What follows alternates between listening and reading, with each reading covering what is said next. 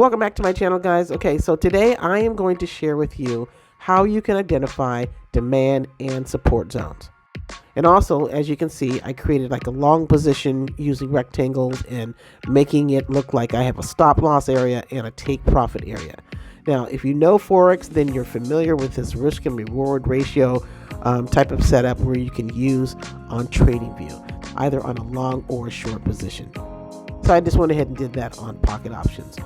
This trade is 5 minutes. I'm going 100% in. You don't have to do this. I'm on the demo. Once I get done showing the demo trades, then I'm going to go into the live trades. So on this first trade, as you can see, I marked up a break of structure and my demand zones. Now, anytime that you see an uptrend where you're going to have a swing high, swing low, swing high, and a swing low, and it just kind of keeps stepping up like stairs, okay? Those low points are your demand zones. So demand zones take place in uptrends, and that's where you want to buy. You're going to be waiting for price to either come back down to that demand zone and take a buy position. For downtrends, you have your swing highs, your swing low, swing highs, and your swing lows. These zones right here are your supply zones. Okay, so as price is at the top and it starts to come all the way down, and if it revisits that area, more than likely that price will continue to go back down. It'll retest that area and then come back down. And as you can see, I'm focusing on this demand zone where price bounced off this demand zone, and I took a position and I made an entry to the upside. Okay, got that one. Okay, so for this one, as you can see, I marked out a key level here, straight across these 2 points here, and I've also marked out a demand zone. Okay, and what I did, I got in a little bit late, but I saw that it was continuing to push through the demand zone, so I got in on this breakout, and it was a big one, as you can see. Got it. Next one, I've marked out this key level here, which also can be considered a break of structure. But keep in mind, in order for your break of structure to be valid, price has to go higher than the previous low. Let me say that again. It's not a valid break of structure unless price has broken the previous high.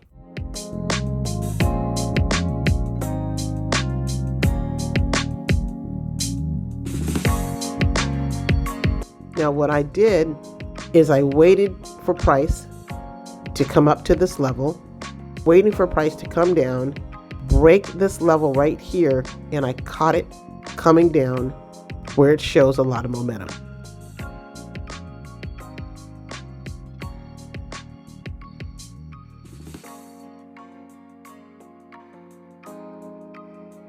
Got that one. Now what I did on this particular one, I saw the first fair value gap right here. It got disrespected, pushed all the way through, but right below it, there was also another fair value gap, drawing price to it, so I hopped in on that momentum as well.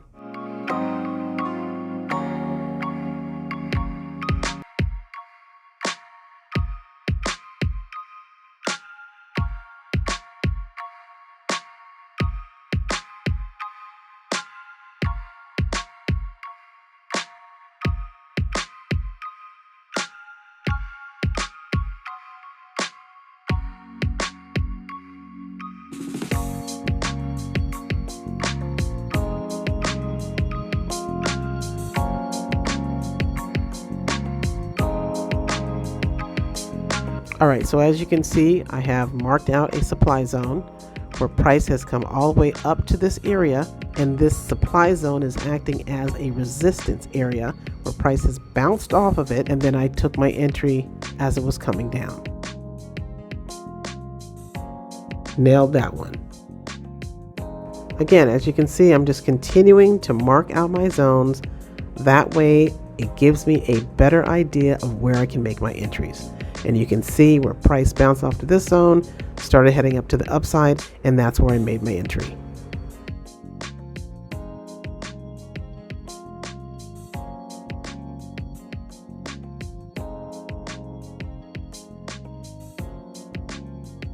Okay, so for this one, I marked out the supply zone right here.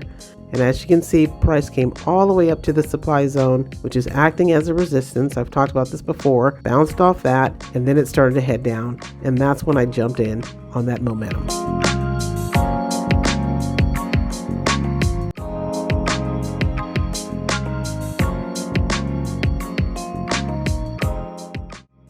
Okay, for this one, it was really easy.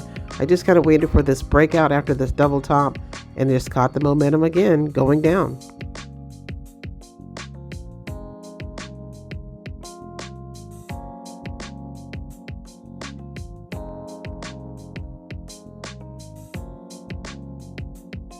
Okay, and here's another short position. You see the breakup structure, and I caught this as it broke out of this level right here, heading down to this fair value gap that I also marked out. So that's it. You don't have to mark up your charts like this, but it does help. Gives you a better visual, adds to your technical analysis, letting you know if you're doing it correctly, and you have predicted where price is going to go. So I hope this helps. Take it slow. Go with small balances. Remember, always manage your risk and reward amount. It's so important. You don't have to go 20 to 23%. That's just what I did. If you are starting out, 1 to 2% is good enough of your balance. I'll see you in the next video.